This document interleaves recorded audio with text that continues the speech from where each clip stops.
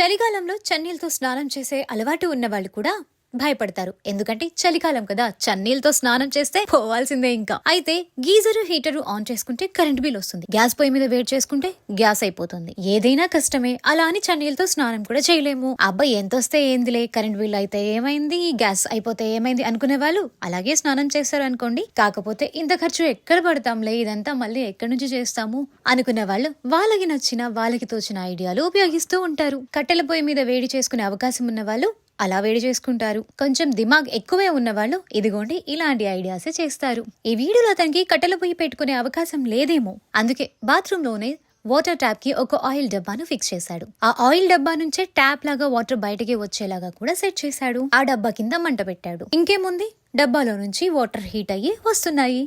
Current ఆదా, gas పొయ్యి కూడా ఆదా, ఇంకా పొల్యూషన్ లేకుండా కట్టెల పొయ్యి కూడా వెలిగించే పని లేకుండా ఐడియా ఉపయోగించాడు. ఐడియా చాలా బాగుంది కదా. ఐడియా బాగుంది కదా అని మీ ఇంట్లో కూర్చొని ఇలాంటి ప్రయోగాలు చేయమకండే.